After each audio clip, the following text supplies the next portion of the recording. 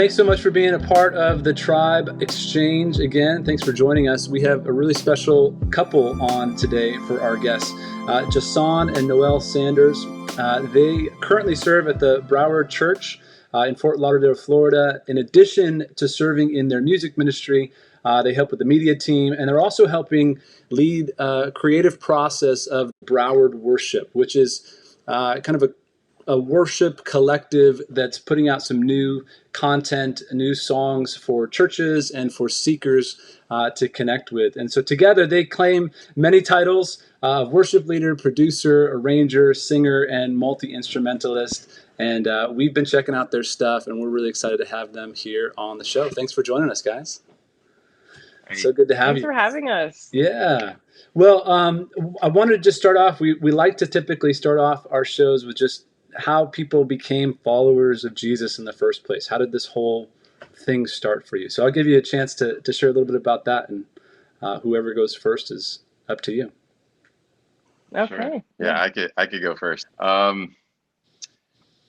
Man, it was an interesting journey for me. I saw a lot of Christ in my parents, and I grew up with them just leading the charge, going to church every Sunday. And honestly, that was a little bit of a rub for me, because I'm like, I don't want to go to church every Sunday. Yeah. But seeing their faith and seeing their dedication and how much they love God inspired me to just figure out, what does that mean for me? What does it mean for me to live a life for Christ? And so that led to me just being able to open up the scriptures and looking and just seeing, like, with the help of other people, because I really couldn't understand it on my own, but looking at the scriptures and seeing how can I live like Christ, and what does it mean to be a follower of Jesus. And so I was so compelled by the thought of Christ on the cross. Yeah. That love is insane. And it's something that I haven't seen in my life personally. Like, even though my parents love me a whole lot, and I had some great friendships, there's nothing that compares to that sacrifice. Yeah. And so it was clear for me that I needed to become a follower of Jesus. And so that's the simple story.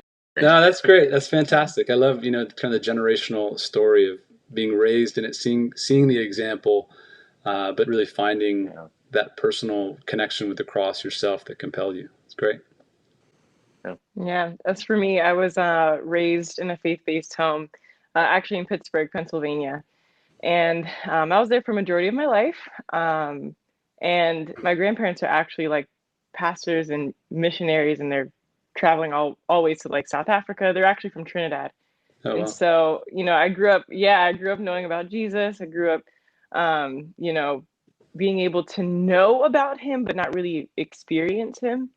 And I think that lack of experience and really knowing God's like personal love for me kind of led to, me becoming a teen and just trying to figure out my own life, and especially through like my parents' divorce, kind of like jumping off the deep end through high school and through college. And actually, when I was in college in Miami, we moved out to Florida eventually. I went to college in Miami, and there was like a Christian group on campus there. And, I was actually at a time in my life where I had pretty much just tried everything, and I realized that, my way really is not working. And it was the perfect timing when someone who actually loved Jesus and really knew what the scriptures said, they sat down with me and they studied the word with me. And I was able to see, like, wow, all these years I was calling myself a Christian, and I didn't really know what the word said. And actually, even more so, I didn't know the life that the scriptures gave. And that was back in 2016. But after reading that, I'm like, all right, I'm all in, I'm all in. This is the life I'm choosing now. And so back in 2016, I got baptized, and I haven't looked back since. Don't plan to. Love it. Love it. So Love it. Oh, that's fantastic. Now, and so I'm assuming then you guys must have met there in Florida, in the church in Florida? Yeah. Here's my question for you. Who liked who first? Oh, that's controversy right there. So many of my friends would say Jahson liked me and didn't know. Yeah. But if we're being like, to the T, Yeah. it was me. Definitely. I had my eye on him first Yeah. because he called me out on something and I was shocked by his bravery. Yeah. I was trying to help her to be a better version of herself, to call her, I don't Yeah, know. this is in 2 weeks of me knowing him. Literally did not know anything about her at that point. I was just trying to be a good friend. I was like, oh, okay. I have my eye on you now. Yeah, okay. All right. Well, it seems to be working. Whatever you did seems to be working. Yeah. Definitely. I'd say so. Yeah, there it is.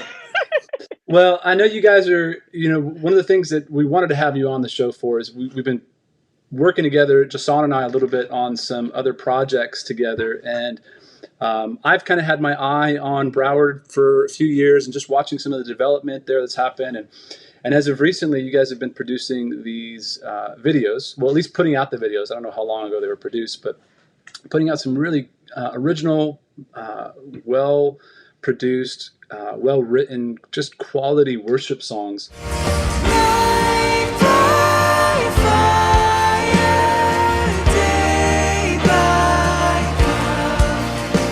We've been singing them locally here. My kids were singing. I said, hey, do you know that song we sing at church? And immediately they said, Night by Fire. So they love the songs. It's connecting. It's helping our local community connect. And that was really what the interest to have you guys on. I wanted to just get a sense of that process for you and how that all is going. So maybe you could just share with us in brief, what's been the journey for the Broward Collective, for this worship ministry, from where you started to where it is now producing these videos?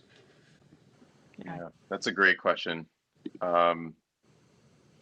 So I think one of the things that I was just blown away by was the vision of Broward Worship, because it literally stemmed from nothing, like absolutely nothing. Because when I first came here, and as we were sharing a little bit about our story, meeting in Broward Church, and we were both on the internship, it wasn't even a thought at the time to have a worship group where we actually write original content, and where we have the goal to reach more people and all these things. And so the fact that Broward Worship ended up happening is an incredible testament to God, and just putting on Tony's heart, on our heart, like to have something where we can reach people through music. And it's easily one of the things that I connect with the most in my relationship with God.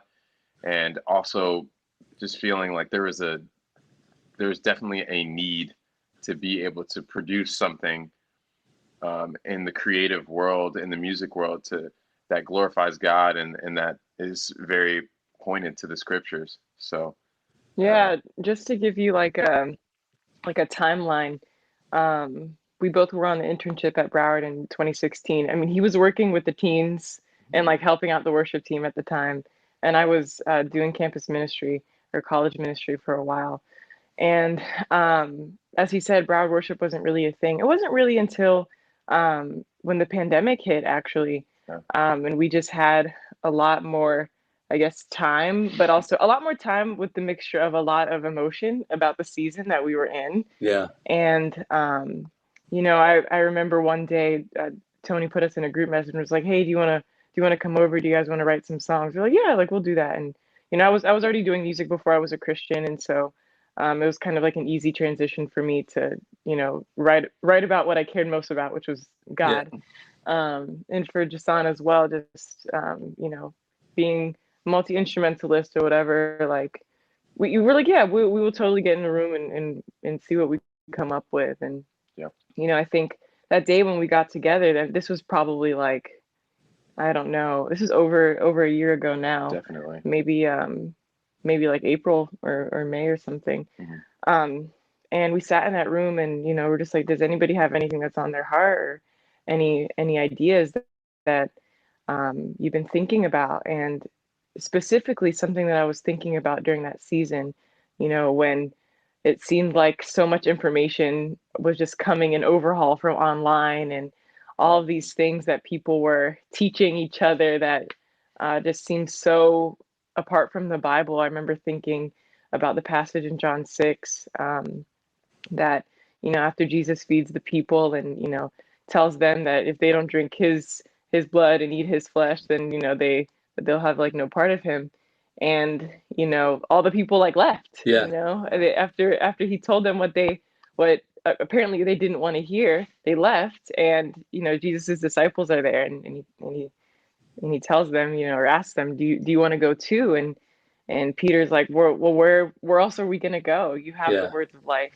And I'm like, wow, that is exactly how I feel in this season. Like, I cannot go anywhere else. Like, you have the words of life. And one of the songs that we actually were able to record and produce, we performed it, for months now, but we're releasing that soon. And that's really the start of it, just writing from a place of, wanting to express some emotions that we were feeling, and some biblical truth that we needed to hold on to during a really difficult season. And from there, I feel like, God was just continuing to kind of bless the efforts and show us the people in our congregation who have an affinity for music, have a talent, and they wanted to contribute, they wanted to participate. And from there we just started writing more music and being able to include more people, and some people from other churches as well, to contribute to kind of what we believe as a staple now for the church, is to write songs that are relevant for what we're going through, and what we need to hear and what we need to hold on to. So. Oh, I love that. Thanks for sharing the story. I mean, it's so cool that because it comes across very well developed in a sense of it looks like a seasoned product, like something that you guys have been working on for a while, right? And you have, but relatively, I mean, a year is not that long to put out what you guys have been putting out, and I know there's more coming. So it sounds like the pandemic was a bit of the genesis of that kind of introspective moment, to rather than kind of pull away, but to lean in to this relationship with God, and to lean into writing and to go into the creative process, right? And I remember early on in the pandemic, there were some like memes about, whatever, Einstein did his best work in like whatever the pandemic was in the moment of that time, and you're kind of like, there's like this pressure as a creative to be like, what am I going to predict, right. But it's cool that you guys were able to come out with some product that is that's helping many people. Well, it sounds like you were a songwriter before, and Jahson, I'm assuming you were doing music, but were you writing songs before this venture? Yeah. So funny enough, Noelle and I both had a singer-songwriter type outlook in music, and I was writing Christian music that honestly I definitely needed some help with. Yeah. I definitely have learned that I work better in teams, and I had some songs that I put out, and I was just like, oh gosh. Now that I listen to them, I'm like, you know what? At the time, I thought that they would.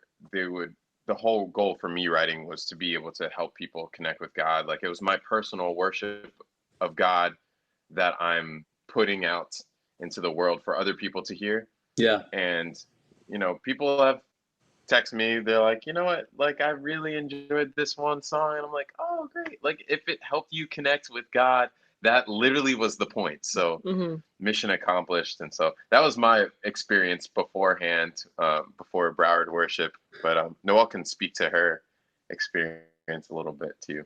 Yeah, I mean, to keep it super brief, I wasn't writing Christian music. I was not writing about God. Yeah. I was like the brokenhearted teenage girl and writing music. So if you search my name, that's probably what you'll find currently. So here's my question: were you playing ukulele? Oh, Jahson or me? You. No, I was I'll say now, I was attempting to play the guitar. I can play the guitar. Like Okay. if I need to play rhythmic guitar, I'll play rhythmic acoustic for Yeah, sure. yeah. But It's now that just I have a talented husband, I'm like, I don't need that yeah. anymore. No, I was just asking because that's kind of become the staple of the brokenhearted teenage girl is the Oh ukulele, right? The yeah. singer-songwriter with the Luck I'm ukulele. not the broken-hearted teenage girl You're not anymore. anymore. So That's right. Yeah. That's right. God has mended a lot. That's right. So we're moving on from the ukulele. There we go. There we go. Well, tell me. So you guys are both creatives. You're married. You're working on this project together. Tell me a little bit about that process of co-writing and co-producing, and what have been some of the benefits of that, and maybe some of the challenges of that process together. Oh man, I mean, I was just talking about that a little bit, so I could get this started. But man, I I learned in this time of trying to write songs together that for me, it is a lot more effective to write with a group, and especially because one of the principles of writing that we've chosen to go with is that we need to one, I mean, we have like We rules. have like rules in Uh, our songwriting Okay. session. Yeah, and it actually is really helpful. Like one of the first rules that we shared with one another is that we can't say no. And what we really were trying to do with that idea or that rule is that we don't want to shut down people's creative process as we're Mm. trying to Right. write, because what happens is, you say no and then they're like, oh, Or they never want to share again, I don't want to share my ideas anymore. Or like, oh, I don't want to say that because they'll think it's dumb or Yeah, whatever it's it is. Like, deflating. exactly. It really is. And so that was one of the first things, like learning, really, we shouldn't say no. We should say things that spark more creativity and more conversation. And so Can I the ask really process quickly? definitely, Can I ask really yeah, quickly? sure. Because not all ideas are good ideas, right? So can you give me a, for instance, Hmm. like, you're writing a worship song and somebody goes, hey, I think we should put a line in here about Santa Claus. What do you do with that? That literally connects to, okay, so Night by Fire, um, we had a completely different melody. Oh, we did. Like, We did. and I had this like Oh, you want to hear it? idea. You want to hear it? Yeah. It's night by fire, day by cloud. And Yeah. and so I was like, and I thought that was the most beautiful thing. And Tony and Noah were like, that sounds like a Christmas song. And I was like, you're right. But they didn't say like, oh, that's an awful idea. Like, how dare you suggest that? Yeah. It was just like, you know what? I like that. Maybe we could do something with like jumping around, in the scale. The way that I was thinking about it was like sort of all over the place. And the specific major scale that we were using was like, it did sound like Christmas, but how could we use the same scale to maybe think about it differently? Yeah. And Mm. so that's when we flipped the melody Yeah. there. In a general sense, like obviously not every idea is a good idea. Yeah. But I think when someone says an idea, they're thinking of somehow like the way that it would relate or something that is missing. So like Hmm. the idea comes from somewhere, and maybe when it comes across it doesn't sound great. Maybe like something that's been helpful for us is asking like, oh, like what were you thinking about for there? Well, I feel like this topic we talked about, like, in verse 1 can connect here. So now we know the heart of why that idea came Right. out. Like, Right. okay, so let's explore that then. Or I was thinking that melody because I feel like the upper part of the range is missing. Like, oh, okay, now we can think about the upper part of the range now. So Exactly. like shutting down the idea can happen in a way that is actually productive, where finding out the heart of where the idea came from in the first place to see where their mind and where their heart is at.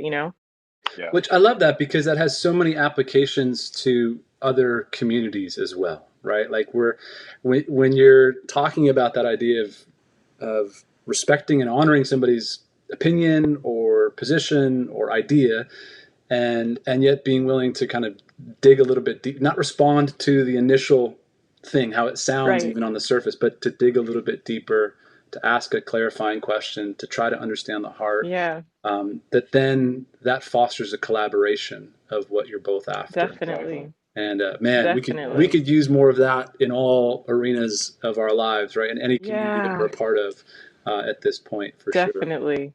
We see like the songwriting room kind of as like a construction zone. Yeah. You know, like there's drywall everywhere, and things are not like actually, drilled into studs. Everything is a moving part, and sometimes we take the song away and we chew on it, and we sleep on it for a while and we go, you know what?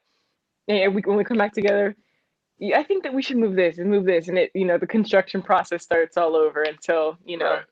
at least whenever the song is on a video, I mean, that's done. That's a house, Oh, yeah. Like, Yeah, we it's can't change it then. Yeah. But up until then, it's a construction zone for sure. Yeah. Yeah, and I actually, just to add on to that, that actually plays into part of the difficulty of working in a group at times, because it sometimes, we all have different speeds in the group. Oh yeah. So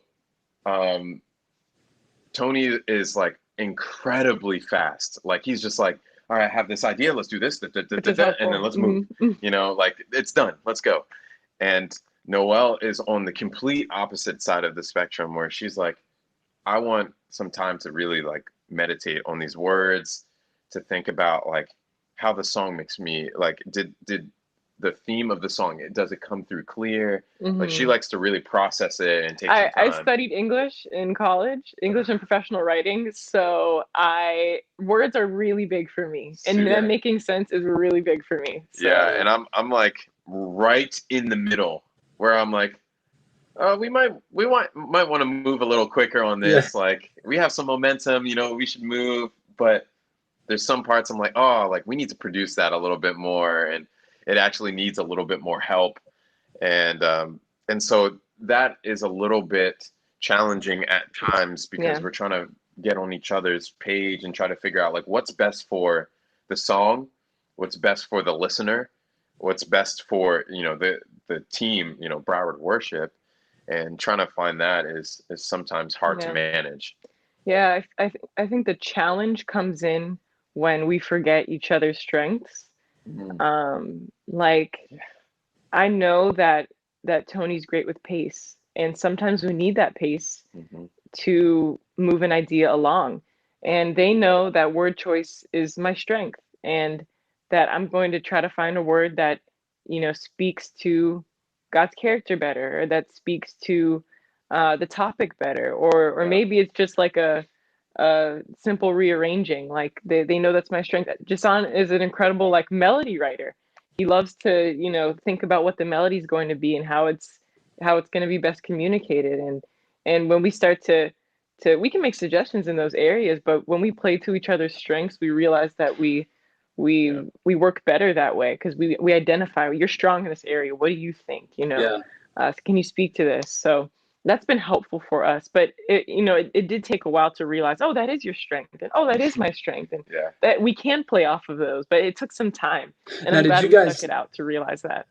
Yeah, I love that, because it just sounds, obviously it's an evolution, it's a process, building the team and the idea, but did you guys come to the table kind of aware of your strengths and go, hey, here's my strength? Or did people kind of go, hey, that's not your strength so much, but this seems to be your strength in that journey together? Was it more of a discovery, or was it like, I think this is what I'm good at, here's what I want to bring to the table? Yeah, I think it was discovery. I think coming from a place of where I used to write and produce and record my own music, I kind of assumed coming into it that my strength would be almost all of the areas, but collaboration has taught me that like there is going to be somebody who's better in another area than me, and that is fine. Like that is actually the point of God's kingdom. Like there should be somebody better than you at something, so that they can be used. But I think by way of encouragement, we figured out our strengths. Wow, like that was a great word choice. That melody or those chords, that was a really good switch that you made there. That idea that we moved on and we finished that song in one day, Tony, like I'm glad we did that, and by way of encouragement, we've realized, okay, that was helpful for the group, and I can continue to do that. But I hope that speaks to what you Yeah, asked. that's great. That's fantastic. Well, let me ask you this: for like a song idea, say "Night by Fire," right? When like who brings that to the table, or how does that idea develop at the very beginning? Like who goes, hey, here's what inspired me, and here's how I want to develop? Is it something that you guys all kind of talk about? Is it one person that goes, I had this great study this morning, or I've already developed a verse and a chorus, or how does it get started? Yeah, I think it varies. Do you want to speak to that? Yeah, I mean, I actually, and maybe you could fill in the gaps. I was just going to tell like a little bit about how that came to be. Yeah. But for example, like Night by Fire is a great example because we started writing the song in the same space. Sometimes we pull in, different ideas that we have, and there's a lot of different ways to make it come to fruition. But specifically for that song, and typically what works best for us is coming into the space with just the things that are on our heart, things that we're studying, the things that we're feeling motivated by, about God, about life, in general. And we just have a conversation about, those different things. And so for Night by Fire, and we came together and we were able to just think about, okay, like what is the thing that we want to talk about? Like, what is the topic? And while we're thinking about that, I'm just playing some chords on guitar, just going through some things, and we're feeling inspired by different songs and things at the time. And I'm just playing a little bit as we're talking, and it just comes that like we need more direction about like where we need to go in life. Yeah. Because we want to be dependent on the Holy Spirit. We want to be led by God. And it just so happened to be also that we were writing this song at a staff retreat that we had. So at a time of like planning for the following year. For the following year that was to come. This is November of last year. Yeah, and we were just like, we were there. We had some time to just sit down in the garage there, and we just literally wrote Night by some Fire stuff. was written in the garage. There it is. But it sounds like there's a conversation that happens at the beginning, right? So whether you're bringing an idea, or whether it's fully unpacked, or it's it's obviously not fully unpacked, but it's at least started. Maybe there's a progression, there's a chord progression, or maybe a little bit of a melody that you're kind of playing with. But you're bringing the idea, and then you start to discuss it. And I love that there's like, that you're playing over the brainstorming session, that you're talking, everybody's kind of talking, throwing out ideas, and you're kind of strumming in the background. And then I'm assuming somebody is tracking this, taking notes or something, but there's begins to get this. That would be me. That's you. Okay. So there's this development that happens. That's great. I'm just appreciative of you guys sharing the process, because I think this is an area where a lot of people have ventured in a solo effort, right? We've got, like, I'm a songwriter. I write, record, the same thing, probably more in line with the, what Noelle does or what she did. And it feels very much like a solo attempt, right? And then you got to package and produce this thing and then present it and hope it flies, right? Like hope the congregation likes it and other people connect with it. But man, it sounds like this idea of the collaboration, the team effort, and all that it is baked into that, all the things, all the lessons that you're learning. It just sounds like it's a really effective process that I'm sure, for me personally, I would love to develop that here where we are locally. And I know people listening to this as well. We have many people across our fellowships and connections that we have that are just going, hey, I want to write new stuff. I want to put new stuff out. How do we do this? So I appreciate you guys kind of unpacking behind the scenes a little bit for us. For sure. Let me ask you this. In any church tradition, in any denominational tradition or non-denominational tradition, we all have our songs, right? Like we have our songs that we sing that and each generation kind of has their song. And the beautiful thing about most church communities is that it's multi-generational, it's layered, right? It's at least in our fellowship, I know your fellowship, your community there, it's diverse in race, it's diverse in age, it's diverse in socioeconomic status. Like there's just all these layers. And music is one of those things that's personal, and what you connect with and what I connect with is different. And so in songwriting, you're trying to, maybe let me ask that even. I don't even know. Are you trying to kind of be aware of all those things, or are you just going, hey, we're just going to move forward with what God's putting on our heart and how we're going to foster this thing and hope that everybody else likes it? Or maybe you can just unpack that a little bit for us. I'm not asking very well, but is there an awareness of this kind of diversity of the people that you're trying to connect with in how you process your writing? Yeah, definitely. I think, Jahson can speak to like a service planning perspective, but when we sit down and write songs, like, for example, a few months ago, when we sat down in the room to write a song that we have called Guilt to Glory, the initial thought of it was, we want to write a song that is like our traditional hymns. Like, and in traditional hymns, like if you contemporary hymns, yes. Yeah. But if you read some of the lyrics, you're like, how did they get these words in here talking about sin and they're beautiful, and talking about it's beautiful theological things. Yeah, that's what I'm saying. And maybe I'm of the unpopular opinion. I think that a lot of Christian contemporary music is missing a little bit of that today.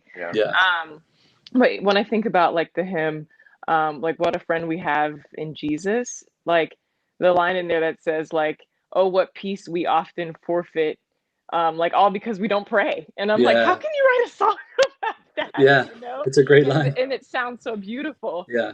And so when we sat in the room to write this song, we were thinking, how can we write about being a wretched sinner and needing the grace of God? And really the depths of that. And the reason I'm bringing this up is because those types of songs, those types of hymns connect to the people in our church. And I think by way of communicating a truthful hymnal message that they're used to, we wanted to capture that. And we're thinking about that. We're thinking about what are the elements in songs that they are used to, and that will speak to what they're used to, but with a new flavor, with nuance. With a new nuance. It's you're honoring that tradition of songwriting, right? And the depth of those words. I mean, you read a song like, I don't know, Be Still My Soul, or It Is Well With My Soul, and some of just the beauty of these lyrics. And it's not an unpopular opinion, at least with me, that a lot of contemporary music is lacking that, right? It's kind of, I'll save my opinions, but it lacks that, right? So you're kind of honoring that tradition of songwriting while bringing a relative sound to it. Is that right? Yeah. Right. And there's, I think the added little thought is that Broward Church has a rich history of songwriting. And, for years, it's been a thought that we want to write music that connects with God and that brings other people to connect with God, And so part of that is, the culture that was built is that we want to write songs, and we want to give people an opportunity to hear original content that's from the church, you know? And so part of that is history. Part of that is, familiarity.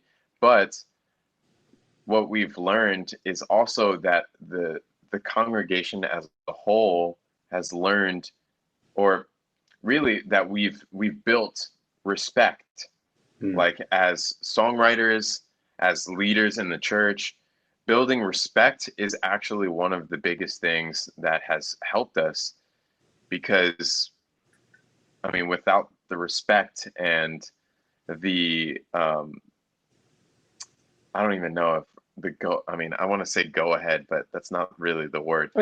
Permission. Yeah, permission, even, so to speak. The permission of the people is there because we have a rapport Yeah. And so they trust that what we're writing is biblical. They trust that what we're writing is seasoned with conversation and prayer and trying to understand if this is really going to meet needs and really going to meet the people where they're at, and even take them higher to a different place where they're challenged in their personal musical worship of God. And so it really is so many different layers. Yeah. Because I think it is what Noelle says of meeting people where they're at, so to speak, and getting the richness of that theological exposition and the scriptures just plainly being said in the song, but also pulling people to a different way to worship Yeah. God, and just pulling them, saying, hey, this is another type of a different style, a different way to sing it, and people are willing. The church is willing because that respect and that trust that we built. Well, it sounds like again, there's just these layers of leadership that you're implementing, right? It's leadership in community, and there's principles that are Right. applying about respect and listening and understanding and trust, right? You're talking about trust, Yeah, trusting that's one big. another in community and building together. And man, what a beautiful process that even the church gets to kind of go on the journey with you together. It's a great way to do it. Yeah, I'm Yes. super grateful. Which again, I Super think just grateful. speaks to the idea of collaboration over kind of the solo effort of just, I'm going to do this and here's how it's going to go and here's how it's going to sound. And Yeah. sounds like it's working for you guys. Well, I had one other question I wanted to ask about just, because I think music again it's a connection. It's an emotional connection. It's a holistic connection in many ways. Like we're singing with our mouths, we're connecting with our hearts, we're thinking with our minds. There's this whole process, and I know how that feels for someone who's been in the faith and been in community and sung songs on Sundays for the last almost 20 years, and even as a kid growing up in a church tradition and singing songs. I know how that feels, but I wonder if you have any insight into how and why worship is important to those who are seeking, who are not yet connected to God or longing to be connected to God. And just as you're thinking about songwriting, do you think about that as well? And why is that important why is worship important for the seeker, essentially? Yeah, that's a great question. This is something I'm super passionate about, so I'm going to try to keep it short. Man, it is incredibly important because one of the things that I really loved about the songs that I grew up on, the traditional hymns, is really that there is a lot of depth, and it's a lot of just singing the scriptures and singing, just plainly singing that stuff. And that was really incredible for me, and just feeling like that's a sacred way of approaching God. Right? Like that was something I loved. But then I had the chance of realizing that, well, it is incredible. It is beautiful. It also is a little bit hard to digest. And it's not as easy for a first time visitor who's coming into the church, and there's 4-part harmony, and you're like, what do I sing? Right. What's my part? The leader's like, all the basses sing, and you're like, am I a bass? Who am I? Who am I? I don't know. But and so part of that is really incredible. Part of it is really difficult to sort of latch onto for the seeker and someone who's trying to figure out what do I do, especially if they're not musically based and they literally have no clue what the parts are in a song, or how to what the splits in the song are supposed to do, or what harmony means. Yeah. And so for us writing songs, it's important for it to be simple to some degree, and there are different places for songs, like the contemporary hymn that we wrote. There is a place for that. Yeah. And it's very useful for people connecting with God in terms of style, but also in terms of depth and all that, and complexity. But then there's also the other side of the spectrum of writing songs that are easy for a seeker to be able to come in first time, and just like it's repetitive, it's easy to catch on to, Yeah. that it's rich in content, and that they could just hop in and just start singing it because they heard, this part already a couple times. Yeah. And so that's what I would say. Yeah, another thing that I would add there is actually, I think it was maybe last year, a guy who had kind of just found our church. He walked in, and it was his first time there, and he like sits in the back row, and I remember hearing his testimony like after he had become a Christian. But the reason why he became a Christian was like when he sat there and he heard the music, like I mean he just began to weep. And like I think he didn't even know why he was crying. Yeah. And like that, hearing that reminded me that God will use anything to Right. draw someone nearer to him. Right. Like, and if music is available as an outlet, then like let's provide that. And the other thing I was thinking, just concerning this guy's testimony is when you are new to faith and you don't know how to approach God, or you don't know what is right to say, maybe even in prayer, song almost teaches them what you can say and what is okay to say, what's okay to express.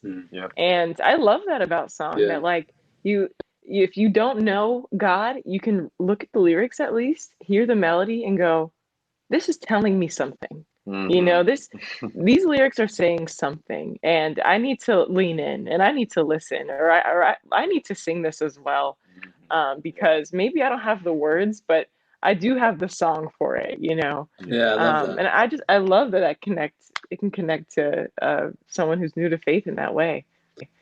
Yeah, I mean it's creating a direct vehicle for people to connect with God, even if they don't know, they don't open their Bibles yet, or they don't even know where, because a lot of people, they think about connecting with God, they go, okay, well, I'm going to read the Bible.